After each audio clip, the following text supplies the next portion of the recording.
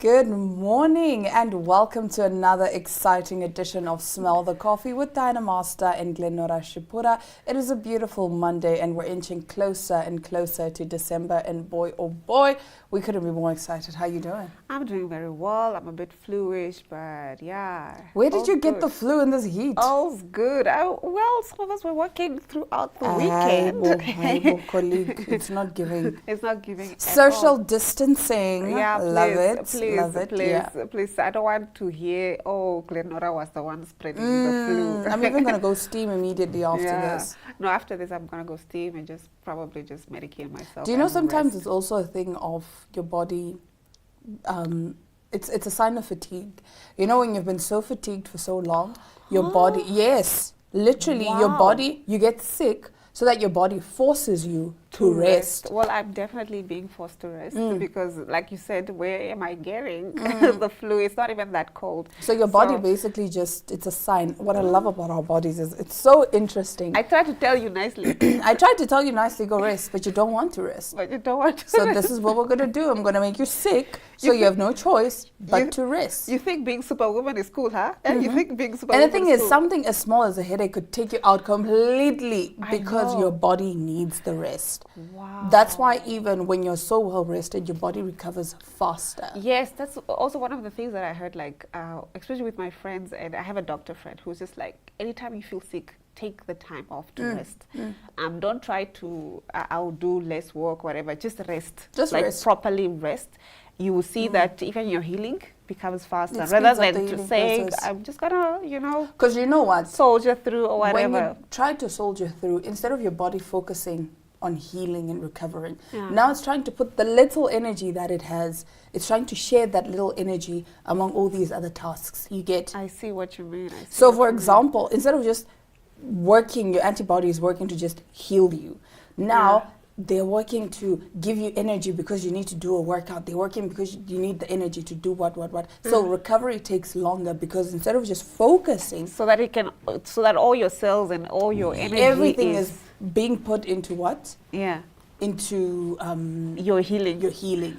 Oh, so now it's almost like you spread out the energy. Yes. You spread out the energy. I love I think that. you should check out this YouTube page. It's called, is it the Human Institute of, the Institute of Human something on YouTube. I love it. I will find a way. The Institute of I think Human- it's the Institute of Human, I'm forgetting now. Yeah. But it is so interesting because it tells you all these little things, even like how your body burns fat. Yes. And they actually say this is why you can't spot train fat. This Yes. is why you can't say, oh, for the next 3 weeks I'm only focusing on abs and I'm going to see abs. You won't see abs. Those come out, 2 weeks challenge. 2-week ab challenge. They don't really work as you think they work. Exactly. Like, you're not going to just spot reduce and just get You abs. can't spot reduced fat. But you know, one thing that I actually like, the more you gain muscle, the faster you can burn fat. Yes, 'Cause because your metabolism has yes, sped up. exactly. So toning up is really, especially when, as you're getting older, it's really one of those things that will benefit you in the long run. Yeah. Having muscles. And even back to healing, Yeah. when you have a faster metabolism, even things like healing and recovery, Take much faster. they're much faster. Even something as simple as a piercing. No Things way. like hangovers. No way. If your metabolism is fast, you don't suffer a hangover as badly as other people. Yeah. So this is why working come on, out. people who didn't know why they needed to work out, now they know. Now you have a sign. Now you know why you need to work I can out. go party all night and come to work at Because I 8 used to a.m. always ask, why is it, every time everyone else is so hungover, I don't suffer a hangover as bad. Yes. It's because of your metabolism. Because it's gotten better. Your once you have a faster metabolism, things like hangovers, things like healing, even something as small as a piercing. Yeah. With me, I found that my piercings heal so fast Rather than taking as rather long than as taking as long as they need to. So it's so interesting. Like, And it's also one of the things that I say, like when you have a health conscious life, people are like, oh, you're doing too much, whatever. Your life is controlled by, I'm going to eat this, I'm not going to eat that, or I'm just in the gym, whatever. But the quality of your life It changes improves. and it improves. Yeah. It's a much better way of living. because, like you say, you're healing faster, you're moving faster, you know what I mean? You have more energy to do the actual things that you want to do. And that's the thing that people miss. That's the thing that people miss. And even with the toning up, once you tone up, that means, I'm not saying now go eat all the junk food in the world, but then the thing is, because your metabolism is working fast, you don't actually gain as much weight. And the reason people prefer weight training over cardio is because with cardio, you burn the fat as you're working. Whereas with strength training, the minute you put down the dumbbells is when now your body starts to work. Yes, exactly. So this is your sign to go work out, to pick up those weights. And I know with us women, we had this misconception of, oh, but I don't want to bulk up. You won't bulk up. You're just I used toning. to be so scared of it. No, you will not scared of bulk it. I have a guy friend of mine who sends me just memes around that. You thought you're going to look like this. So you sent me like buff man. Yeah. like, you're not going to look like that unless that's your goal. Yes. And also, even if that's your goal, you have to work really hard to look like that. You have to be in the gym maybe twice a day. You have to control your diet. It's a lot that goes. Yes, a lot of protein. Yes. You're not just going to lift weights for 2 weeks and then all of a sudden you're hurt. Or even for years. You're never going to because women, we are naturally built to have fat mass, to have fat. Because of, our bodies are built to carry babies and you know what I mean. So it's cushioned for that. So like I said, it just won't happen overnight that you become. Yeah. So it is what it is. And on that note, viewers, we will be right back as we get into our top stories right after this. Democracy thrives through participation, and we all want a thriving democracy, don't we? Let's all contribute to a thriving democracy by being active participants and voting in the upcoming regional council and local authority elections on 26 November 2025. Let's play our part. Get involved. Put your voice in the box.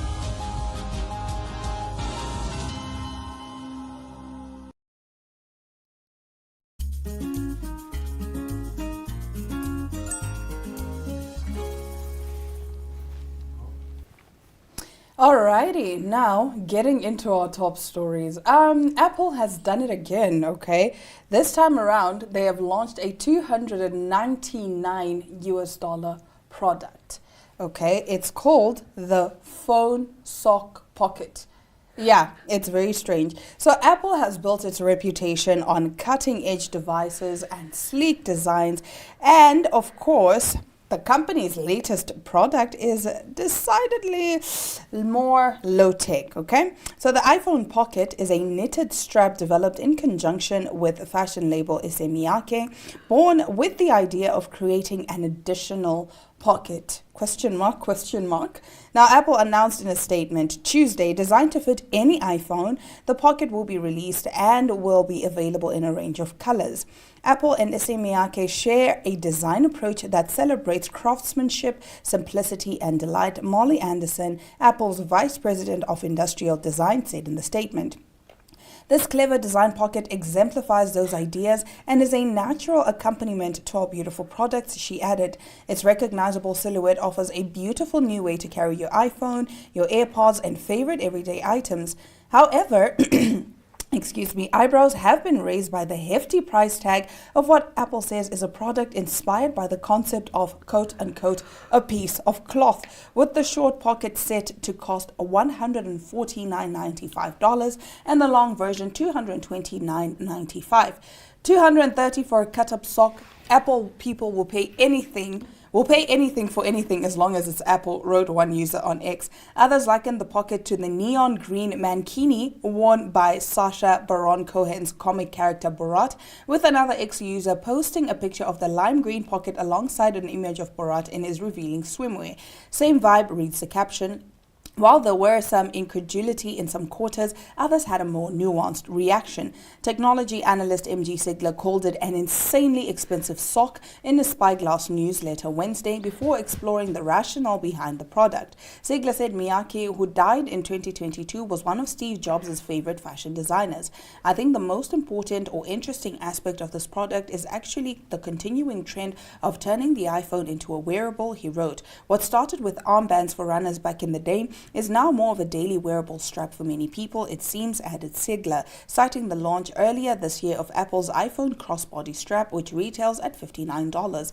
It's another accessory and a way to splice some color upon your outfit, he said, referring to Apple's latest offspring. So that is basically the Apple sock. So yeah. I actually Googled. So it's $299, right? $229. So it's right about 4,000 yes, for a sock. Namibian dollars for a sock. Yeah. Just because it has the Apple brand on it. Yeah, just because it's Apple X SMERK. You know what I like about the trade wars that happened earlier this year? How it came out to expose how all these expensive brands, Hermes, what have you, Nike, all Adidas, all these. they have their stuff made in China. And then they ship them and put their branding Logo, on. yeah. Yes, and then they give like a 3,000% markup on Yes. it. So it's things like that. I'm like, guys, this it's beyond greed anymore. We just need to decolonize ourselves. The problem is, this is why they say real money doesn't talk, it whispers. Yes. But with us, you want to be wearing Louis Vuitton from head to toe. But my issue is also with Louis Vuitton. Why are you also giving so much of a markup? All you did was But you're buying the brand. You're buying the name. You are buying the name Louis Vuitton. I actually like the quality. I would rather go to the factory that makes this handbag that is very cute. I like the design. I would rather buy that and it has good quality and keep that. But you see, the problem with our mentality is now I'm going to be like, Glenn has a knockoff Hermes. Yes. And it's like, no. This is literally the same bag, just without the Hermes logo. Yes, exactly. And it's still the quality that you want. Yeah, you it's still the quality that you want. I'm just after the quality. I want a handbag that can last me 10 years. You get what I'm saying? It's just the thing of, but it's a label. Some girl crocheted herself the same thing with a $4 ball of yarn. And she's fine. And That's she's the fine. Thing. That's the thing. Don't But let then society again, pressure you into things that are, you know what I mean? And that's the one thing I've noticed about iPhone users. Yeah, iPhone users are so annoying. My goodness. Every little thing. It's, and what? Why? Back then, your iPhone users never used to walk around with your lightning cables and all of a sudden you're out on it. Do you have an iPhone charger? No, Chummy. Why did you not bring your iPhone charger with you? No. Oh, do you have an iPhone charger? You want all of us to know you have an iPhone or what? Like, I just don't understand. I don't get it. I don't get it. I'm an iPhone user and I really can't defend my gang. No, your gang is the most irritating and the most annoying. I really can't defend my gang. Everything is just, iPhone. And now I'm seeing more and more people on TikTok especially are moving away from iPhone because they're saying, you know what, there's actually not much to this phone. Every year, Apple basically sells us the same product. I was quite disappointed with the last 3 or 4. Okay, I know I have an iPhone right now, but I only bought it because the fact that I love that it has a cinematic quality, so we can make films with it, and you know what I mean. So I love that about the iPhone. But like you said, they have not done much improvements in terms of innovation. They have not been innovative lately. Do you know back in 2000 as they used to be? Is it 2013? Yeah. Samsung released the director's view. This year, iPhone said for the first time ever in an iPhone, and Samsung said, we've been doing this for some time now. Sorry, what? My friend bought an iPhone 16 when the iPhone 16 first came out. And I even said to him, what phone is this? Because, again, they all look the same. At least now with the 17, you can tell. No, but at least now with the 17, you can tell, okay, that's an iPhone 17.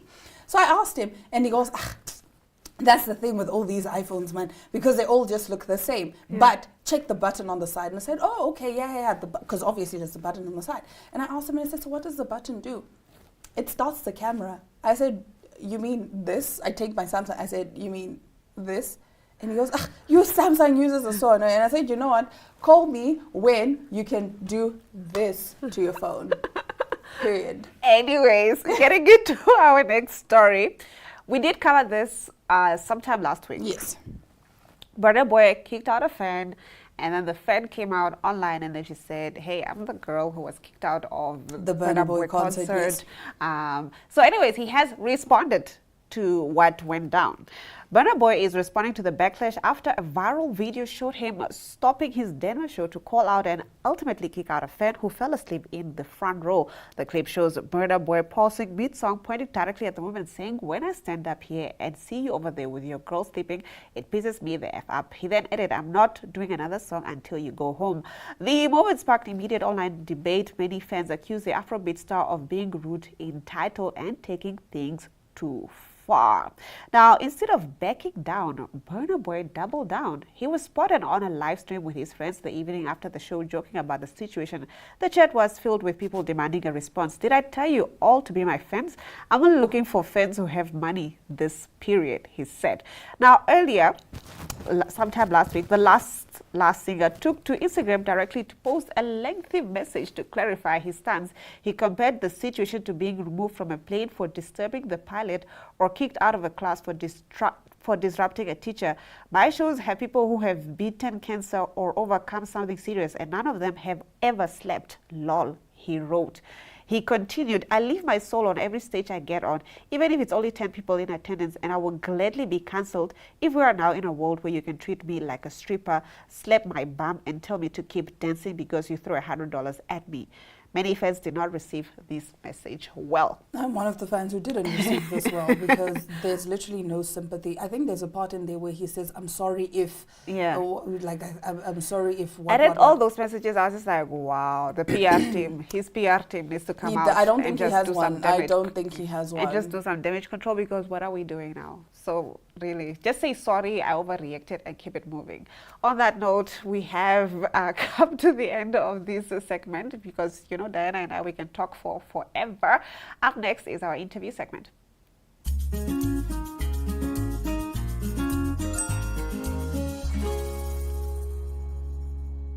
Now joined by my good friend Kelly, who is also the head waitress here. Hello. Hi, how are you? Good, Nora.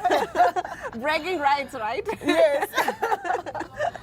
How's it going? It's going very well. It's That's great to have wonderful. you on the show. Thank you so much. I know we talked about this, and now here we are.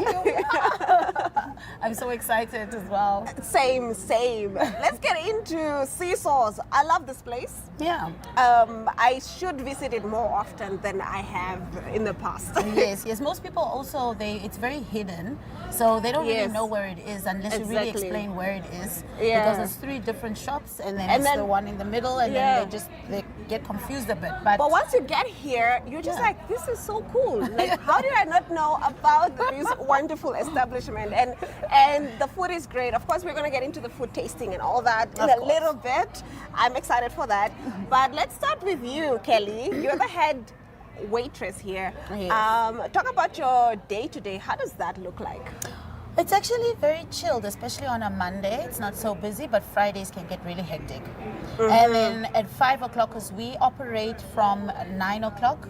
Actually, the restaurant opens at 11 o'clock until 6 o'clock. The kitchen closes at 6 o'clock, but then the retail closes at 6:30. So we basically have a lot of customers. People come, many regulars, and they love the seafood, and they hate the fact that we close so early because... I was complaining to your manager the other day. I was just like, and he was like, actually, you guys are thinking of, extending the hours. And I love that. They're hearing our cries. Yes. And I think it will be very fun because we opened until late on Valentine's Day this year, and it was really, really turned out well. I want to know, did you guys just put out an advert to the universe and said, we want to hire everybody who's just vibrant, lovely, and beautiful to look at Seesaws, or what is going on? The team here is amazing. I think it's also because of the employers. I must honestly say our employers are heaven sent. I would not want any other employer. These are the best people I've ever worked for. And I just think that when your work environment is good, everything tends to go well. I don't know who said this. Maybe it's the guy who started Starbucks, Howard Schultz. I might even get the name wrong, guys. Don't come for me. But he says that when you take care of your employees, they take care of your customers. Exactly. And then that creates a chain of reaction that benefits you profitably. Yeah. So I think it's always great advice to invest in the people that work in the business. And I can feel that here with the passion that you guys have for what you for what you're doing here, and also just the service that we get when we come here. Yeah. Speaking of service, talk about how it's I think it's a crucial thing. Yes. From what I've experienced. Of course, yes. When I come here, I feel, like royalty, man. The most important person in the VIP. restaurant. I feel like a VIP. That's great. I'm glad to hear that. Is that part of your structure here to make sure that not only is the food great, but also the service complements it? We really try and give a very good service, because service is really it lacks a lot here in Namibia. Mm-hmm. I've seen that, like you said, if you don't take care of employees, then your employees won't take care of your customers. Mm-hmm. I think that's the only problem that we are really having here. So we always try and go beyond the limit, so everybody knows when they come to Seasource, they feel great no matter what they are going through in their life. You come here to feel great. So that's just what we want to give. Not just food and eat. Eat. It's done. Yes. It's like you have to take the food and also know that we are happy to give you the food. We want you to come back, and please order more if you want. You know what I mean? Exactly. And sometimes you're not even hungry, but because of the service, you order more food. And I have done that. I am guilty of that. I used to be a waitress as well, so I understand how demanding the job is. You're on your feet 24/7. You're dealing with all kinds of people. Yes. I would say it's one of the most fulfilling jobs I've ever done. Yeah. It's taught me so much about life, so much about myself, and it's given me skill set that I feel can work in any field, any position, and so forth. Because as long as you know how to deal with the customer, then you know how to do anything, actually, basically, because you know how to deal with people. But then if you're always hiding behind, it's like it's not right. I mean, it won't prepare you for life. This is the best. Yeah, it's the best industry to learn how to do everything else in life. It's the first step. It is the first step, and I totally agree with you.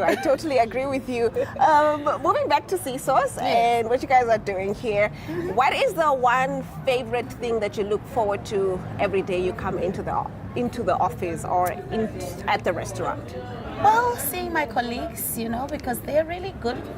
We're like a family here, You actually miss them when it's weekend. You're like, I miss you guys. And you're like, you don't have a life. I'm like, I know, But my colleagues really make things very easy for me. And especially when it's a demanding day, when it's, lots of pressure, they really try and ease everything so everybody can just sail smoothly.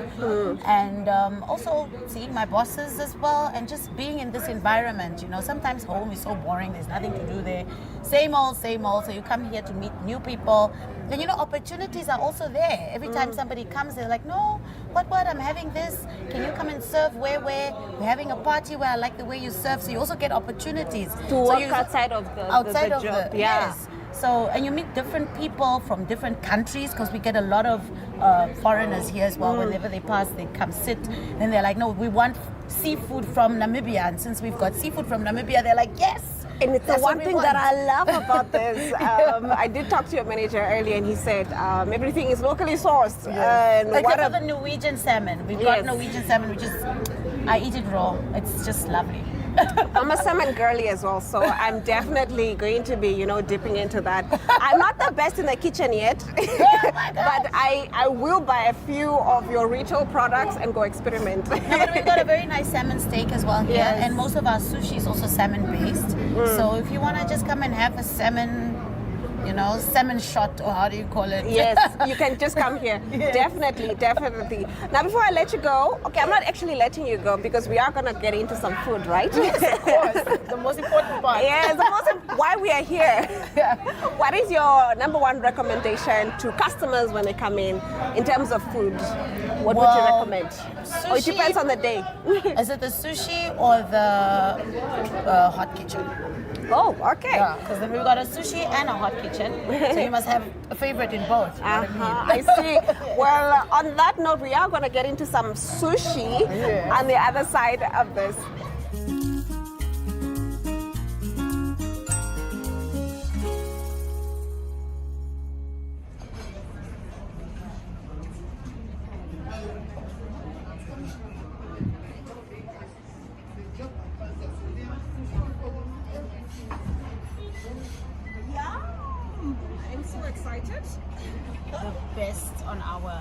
menu. This looks absolutely marvelous. Wow, wow, girl. So this is what exactly?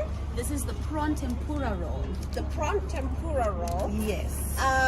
Disclaimer here for the viewers. I'm not the best person when it comes to using chopsticks.